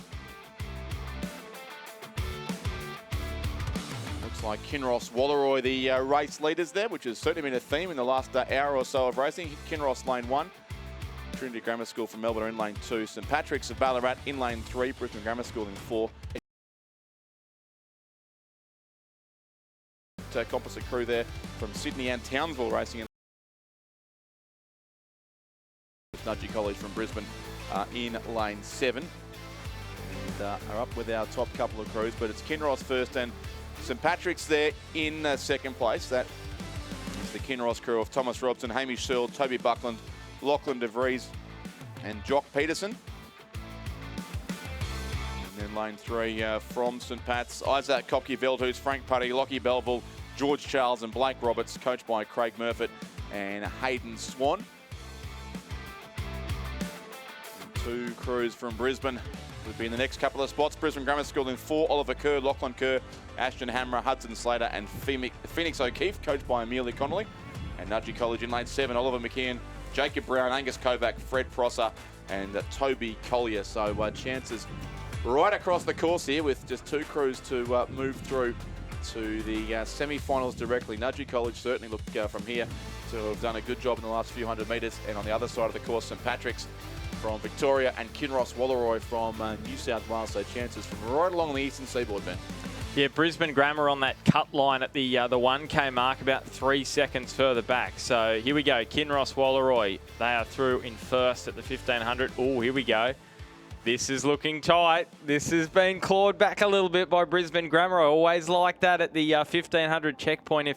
If the time is clawed back, you usually think that there's a red-hot chance that they could pull this back and make their way through to the semi-final. So it was Kinross Walleroy in lane 1 who led through the 1K 1500, 5:03.90. St Patrick's College out of Victoria in lane 3. Brisbane Grammar, they brought that back to 2.32. Nudgee not out of it as well in lane 7. Look at Nudgee flying down this near side of the course, but you can see the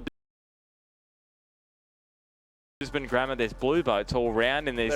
There's 2 shades of light blue and the dark blue of Nudgee College, so yeah, lots and lots of blue there. But the white boat there of St Patrick's Ballarat, I have seen this crew race a number of times, and they are capable usually of a pretty strong finish, so I certainly wouldn't write them out of qualifying contention yet either. But better known, of course, racing in a Cox 4 rather than the Quad Scull, as they are in this event. So here we go. Brisbane Grammar. Have they got enough to claw back ground? Immediately next to them, you can see that St Patrick's College. Nudgee are moving up on the near side. The Nepean Composite crew are coming as well. A great finish on the way, but Kinross Walleroy and St Patrick's College Victoria at the moment look to be in the best positions. But here come Brisbane Grammar. They may be running out of water. It looks as though they are. Kinross Walleroy and Scotch at St Patrick's College Victoria. This is a real battle for first. They're probably going to require a photo, but it won't matter in the end. They're both going through to the semi-finals. It is just St Patrick's College Victoria, Kinross Wallaroy second, Brisbane Grammar third, Nudgee fourth, fifth goes to the Nepean Composite, and then it will be Trinity Grammar in sixth, and coming through in the final place in seventh in this Heat 4 is Cranbrook School. Yeah, something about St Patrick's at Ballarat in a close finish. The number of tight ones I've seen them win this season has been quite incredible. They do it again there. St Patrick's winning the fourth heat of the under-17 men's Cox Quad Scale. So they'll go through to the semis. 0.33 of a second unofficially ahead of Kinross Wallaroy. They were clearly the top two. And third place was the Brisbane Grammar School crew, fourth Nudgee College, fifth Nepean Composite, sixth Trinity Grammar from Melbourne, and seventh the Cranbrook School. The 6:47 difference between any of those four heats, all between 6:45 and 6:50. So I think it'll be some great racing in the semis and the repechage tomorrow, of course, of the under-17 men's Cox Quad Scull. But we go up then to the next age category, the under-19 women's quad. Yeah, so 5 races left today. We've got 2 heats in this under-19 women's quad, and then we've got 3 heats in the under-19 men's quad. So 5 races left here on day 3, and this is the field for heat number 1 as they near the 1,500 metre checkpoint. So Trinity Lutheran in lane 2, Doherty, Frewen, Wood, Clifford, coached by Eric Rowan. Sydney Nepean, Loretto College, Marriotteville in 3.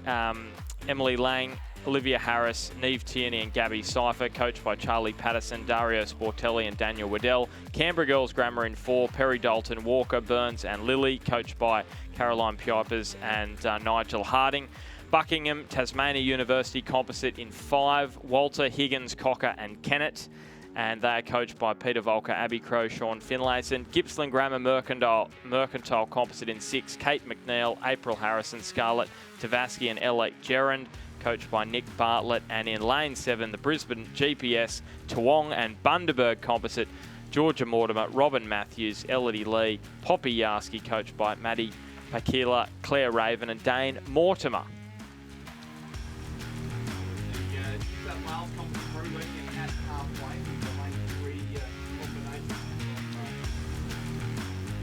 It was the Sydney Composite combination leading it at halfway. The lane 3 combination, Sydney Nepean and Loretto College Marriotteville. So in fact the Sydney and Adelaide Composite crew, they're ahead of Canberra Girls Grammar School and the Gippsland Grammar Composite crew on lane 6. I'm just checking the names there. But so Kate McNeil has been called off the bench after a very busy 6 days of racing to sit now in the bow seat of the Gippsland Grammar crew, which is the combination that won the head of the schoolgirls title on Sunday there. But obviously have a change in the crew, and Katie McNeil in the mercantile colours sits there amongst the 3 rowers from Gippsland Grammar School. They'll be in 3rd place, still trailing Canberra Girls Grammar School in 4, and Sydney Nepean, Loretto Marriotteville over in lane 3. They are the top 2 crews. They've come through 1,500 metres now, and it was almost a 4-second lead to Sydney Composite over Canberra Girls Grammar School, and then about 2.4 seconds back to Gippsland Grammar Mercantile.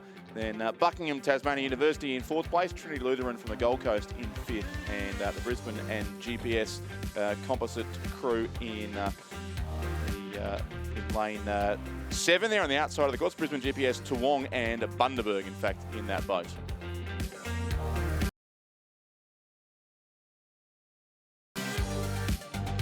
Just 2 crews to go through here from this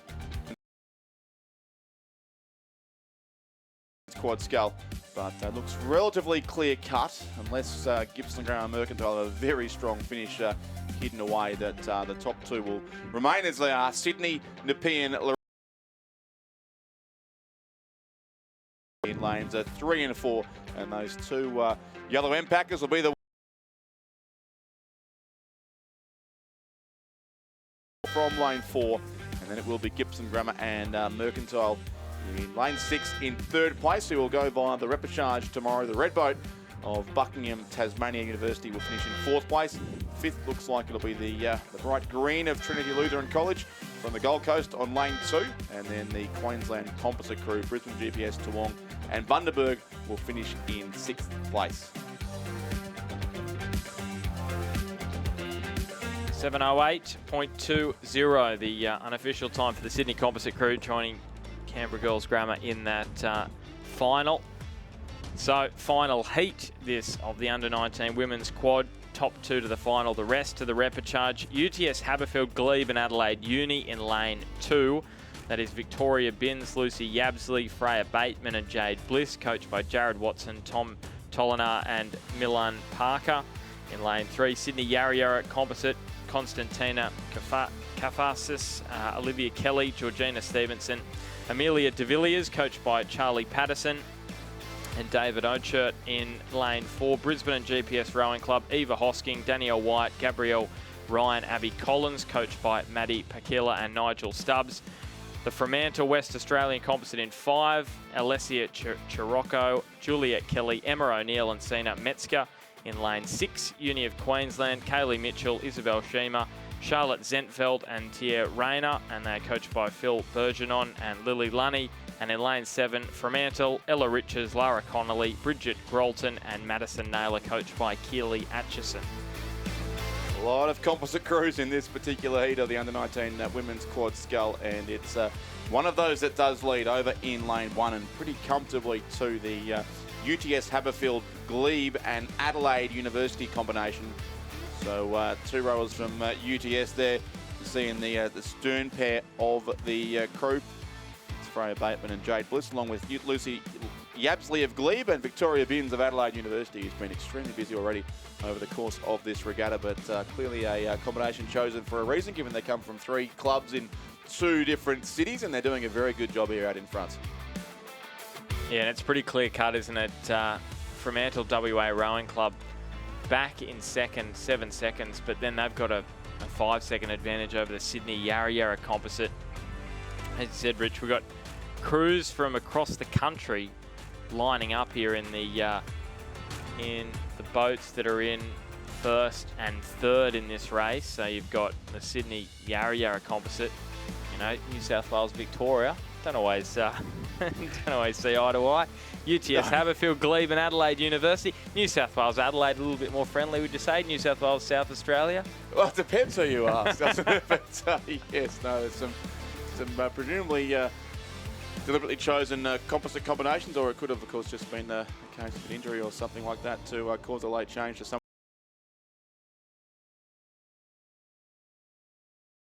Yes, Constantina Kafasis of Yarra Yarra, who's ended up in the bow seat of that boat with 3 rowers from the Sydney Rowing Club in that particular combination, who are sitting still in about 4th place now, in fact, as they come through the 1,500 metre mark. But it's the UTS Haberfield Composite who lead comfortably by over 6 seconds now ahead of Fremantle and the West Australian Rowing Club in lane 5. Alessia Sirocco, Juliet Kelly, Emma O'Neill and Sina Metzger.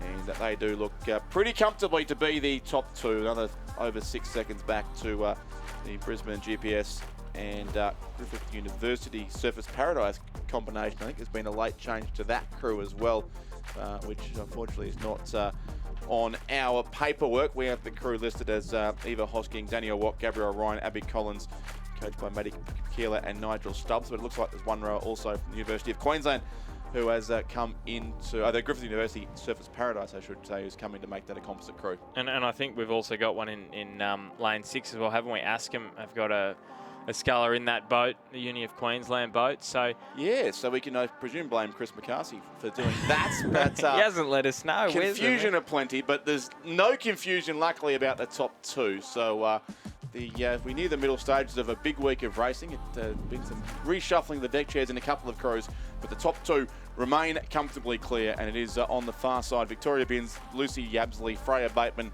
and Jade Bliss, coached by Jared Watson, Tom Tolinar and Milan Parker, who remain clear. That margin's probably shrunk a little over the last 500 metres, but it's a pretty controlled race. And they still have a Clearwater margin back on the West Australian composite combination on lane 5. And those 2 will go through to the final directly in the under-19 women's quad scull. So UTS Haberfield, Glebe and Adelaide Uni will win it. Fremantle and the West Australian Rowing Clubs will finish 2nd. 3rd will go to the largely Brisbane and GPS combination on lane 4. And 4th then is the Sydney and Yarra Yarra. Cross now ahead of University of Queensland and Askham on lane 6. They'll finish 5th, and 6th place will go to Fremantle, lane 7. So 7:14.88, the time for UTS Haberfield Composite. The time in the previous race was 7:08.20. So read into that what you will. Probably not too much. Or nothing at all, because yes, as certainly as Roger Wilson has taught us, times mean nothing in rowing, but they do give us something to talk about late here on a Wednesday afternoon. Now we have the first heat of the under-19 men's quad scull. So we had the 2 heats of the women's event, and there are 3 heats in total in this event, which will conclude the day. So this is the anti-penultimate race, the race before the second last event. Is that what it's called? The anti-penultimate? So I've been saying it for a couple of years. I Someone like once told me. I haven't actually Googled to check, but I believe it's the anti-penultimate race is the third last. Well, I like it because penultimate gets used far too often. does. And to be honest, there's no other way to describe second last race, so that's why it just gets called the penultimate race. And we're not into cliches here, so there's no chance we would fall for that at all. No, But in no the way. third race of the day, third last race, to give it its official name, it's race 243, the first heat of the under-19 men's quad. Melbourne High School Racing in lane 1, Gibson Grammar in 2, Rockhampton Fitzroy in 3, Kinross Walleroy are in lane 4, Launceston Grammar in 5, Newcastle Grammar in 6, and a composite crew of, what's that, 4 Brisbane schools, it looks like, in lane 7. St Joseph's, Gregory Terrace, Brisbane State High School, and also Griffith University Surfers Paradise, in fact. So 2 rowers from the Gold Coast and 2 from Brisbane in that crew, coached by Christopher Holiday, Duncan Free, and Tom Riles. So we've got a 4-barreled name, 4-barreled name, 3-barreled. That's just about as tough as it gets in rowing commentary. St Joseph's, Gregory Terrace, Griffith University Surfers Paradise, Brisbane State High. Try and get that the out. People who name schools and clubs clearly never worked as race callers in their spare time. Who would know that brevity of letters and words can be. And what is interesting about this is they're in a yellow boat, because we're so often used to seeing them in the blue boat. In the yellow one in this terrace composite, we'll call them, in third. Melbourne High in 4th, Newcastle Grammar in 5th, Gippsland Grammar in 6th place in this one. So Kinross Walleroy again, as I said a few races ago, they had a very good hour or so of racing, winning, getting a couple of crews through in what was the under-17 women's quad a couple of events ago, and doing the same here, it looks like, in the under-19 men's crew in that, yes, the confusingly coloured yellow boat, but it's definitely Harry Dimmock, George Wakeham, Oscar Cleary and Oliver Smith leading it for Kinross Walleroy, and Launceston Grammar School from Tasmania in second at this stage. Monty Brown, Archie Burke, Oliver Quinn, George Beecham, coached by James Cumming and Jack Barrett. And welcome to the regatta also to Hugh Baird, who's many years ago when he was running the program up at Churchie, who's now doing his work at the Launceston Grammar School in Tasmania as well.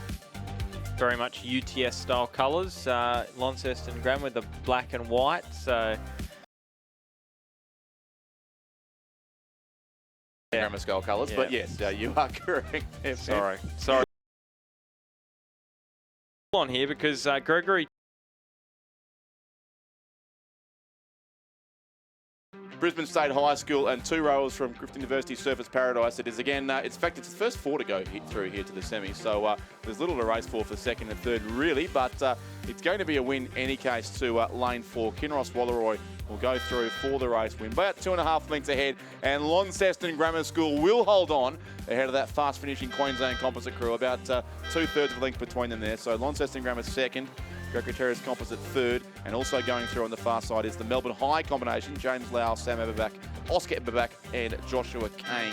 So they're all through to the semis of the under-19 men's quad scull, and the repechage will go Gibson Grammar School in 5th place, 6th to Newcastle Grammar, and 7th to the blue colours of the Rockhampton Fitzroy Rowing Club in race 243. So race 244 coming up now as Rockhampton Fitzroy across the line to finish off that first heat. And this is what some call the penultimate race of the day. Some would, but we would never do No, that. we'll leave that. In lane 2, Radford College out of the ACT, Josh Miller, Rowan White, Hamish Gaydon and Hamish McKee, coached by Mackenzie Moore, William Hatcher and Gordon Marks. Hunter Valley Grammar, UTS, Adelaide Uni, Adelaide. There is an all-sorts crew. We've got 4 different clubs represented. We absolutely love that in the quad. So Cooper Hoskin from Adelaide, Alexander Williams from Adelaide Uni, Kaylin Routley from UTS, Luke Purdy from Hunter Valley Grammar School, Ignatius Park, Bundaberg, Leichhardt Composite in 4, Dylan Lee from Leichhardt, Luke Fleet from Leichhardt, Logan Cavill from Bundaberg, Thomas Bartels from Ignatius Park, and they're coached by Harrison Parks, Rodney Dick and Isaac Shepherd. Trinity Grammar and Q Composite in Hugo Osmond, Nicholas Whiteoak, William Ball and Charlie White, coached by Jackson Harrison, Lachlan Goller. Northwest Tamar Composite in 6, Samuel Detmer from Northwest, Neville Clark from Tamar, Jasper Twitchett from Northwest, Jack Clark from Northwest. They are coached by Richard Clark and Adam Simons. The Southport School in 7, John Anito, Hunter Douglas, Matthew Coleman, Samuel Butler, coached by Elizabeth Halsell. And we're getting through the 1K times here, Rich, and top 4, well, looks pretty clear cut at the moment. Yeah, it does indeed. So it is that composite crew that of, what is that, 2 states, 3 cities, Hunter Valley Grammar Composite, Cooper Hoskin, who's from Adelaide, Alexander Williams, Adelaide Uni, Kaylin Routley of UTS and Luke Purdy from Hunter Valley Grammar School. So from all over the place in that combination, but they are our race leaders after 1,000 metres.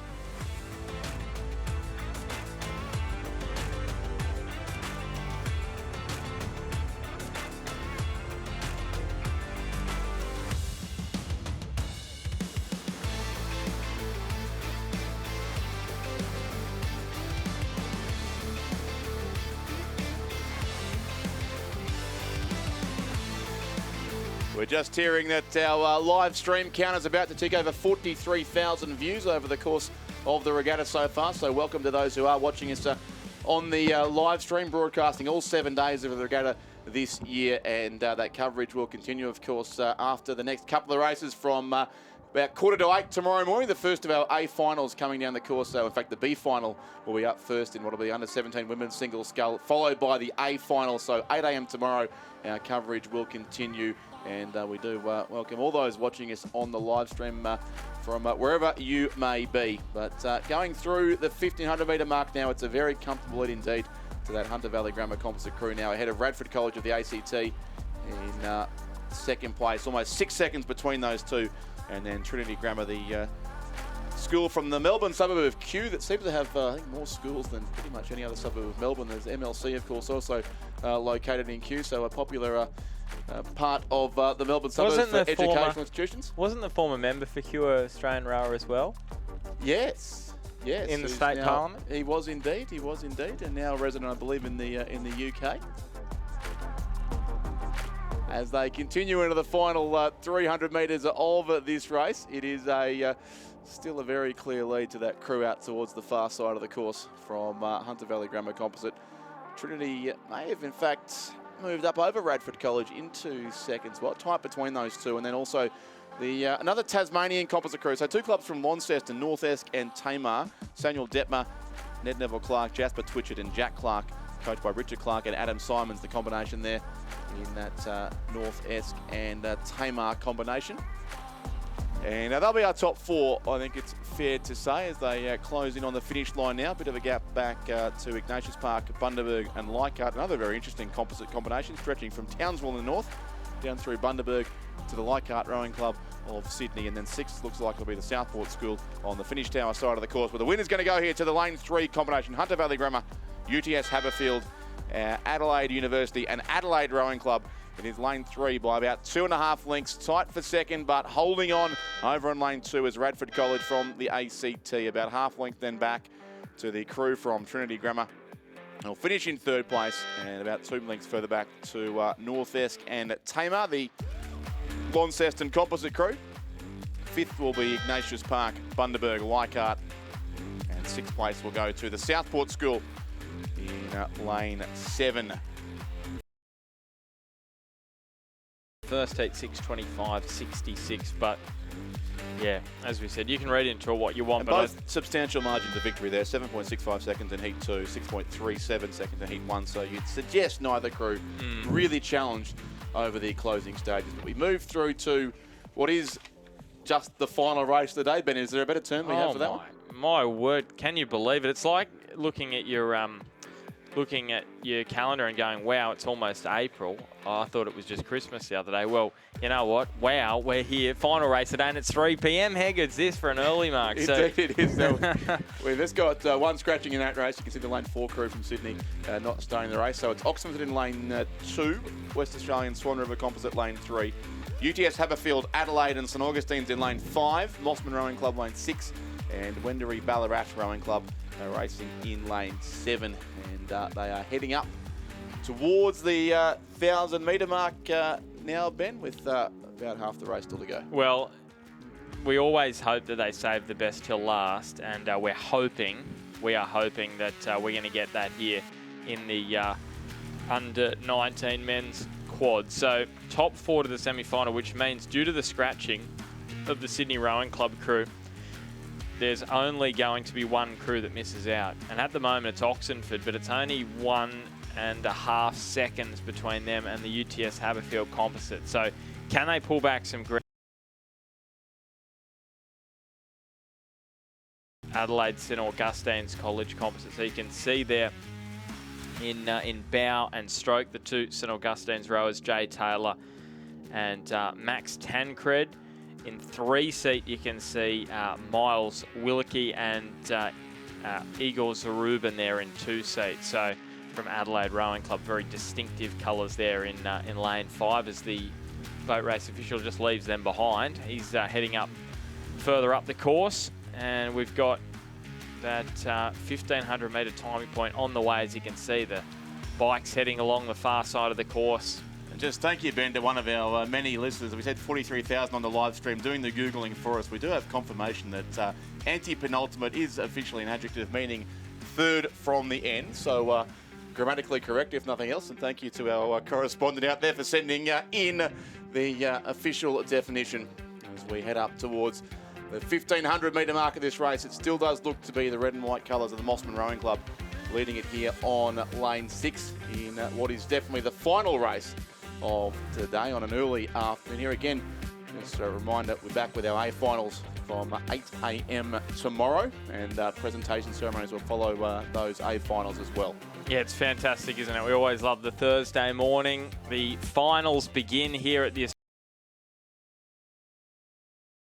on the live stream. It is going to be a great few days of racing as we break the back of these Australian Rowing Championships. It is the middle day of competition tomorrow. So this is Wendouree Ballarat on screen. Oscar Farrington, Joaquim Henderson, Harrison Grant and James Clark, coached by Jamie McDonald and Paul Blanchfield. They are further back in this field. As we said, they who need. Fortunately, the ground is becoming greater and greater as we go into this race. It was about 1.5 seconds earlier on. It's now out to 3.91 with 500 to go. And how safe is this race? We've got 4 umpires' boats following them down the course, so we can clearly see it's the end of the day by the procession of catamarans coming down in lane 8 just behind our boats in this race, keeping a very watchful eye certainly on when. Finish this from Wendouree Ballarat. Look at this. They are firing up on the near side. They've really upped the rating. You can see the crew on the far side. That's the WA Rowing Club Composite there. More about slowing down the rating and really driving through here. Wendouree Ballarat did give it a little bit of a squirt on the way down. They are lifting up here into the finish line, but Mossman, no problem for them. They are straight through to the semi-final in first. WA Rowing Club Swan River Composite, they go through in second. 3rd place is Wendouree Ballarat, and 4th is going to be the UTS Haberfield Adelaide St Augustine's College Composite. They're going to be pretty happy with making it through to the semi-final. So unfortunately for Oxenford, they will have to go through the repechage. And 6:32.63 at this stage, the unofficial winning time there, 2.42 seconds. The difference between Mossman and the West Australian Swan River combination, but that was the slowest of our 3 heats, but about 6 or 7 seconds difference between them all, and Mossman the comfortable winners there. In any case, we'll go through to the semi-finals in a couple of days' time in the under-19 men's quad scull. So our last boats across the course. Our umpires, Catamarans, ensuring that the course is clear. There'll be a number of crews, I'm sure, rushing out to train this afternoon now with a couple of extra hours. But I know you were busy preparing for your racing for most of the day. But what did you make of what you saw of day 3 of racing here today? Yeah, well, it was another fantastic day, and of course, day 3 really about getting through those semi-finals and repecharges. So it really sets us up for the finals day tomorrow. And as an athlete, I'm sure everyone getting through that first part of the week, you know that you've got to do the business in the heats and the semi-final. Tomorrow is the day. If you're through to that final, you can go out and enjoy it and look for a huge title in the form of a national championship. So as you said, haven't we got a cracking day coming up tomorrow? We've got the under-17 women's and men's single scull to start us off. Then we're going to have finals in the open men's single, the open women's single. So huge day of excitement coming tomorrow. It is indeed, yes. I know our presentation ceremony experts getting ready downstairs for that. The presenters will be lined up from the first race after 8 a.m. tomorrow. Of course, Ray Abbott and Lizzie Chapman will be back on air at 7:45 tomorrow morning to bring in all the action of a huge day of racing. And don't forget, we do have a full 7 days of live stream of this regatta. Rowing Australia broadcasting live via livestream.com and also linked via their website all week until the final race on Sunday.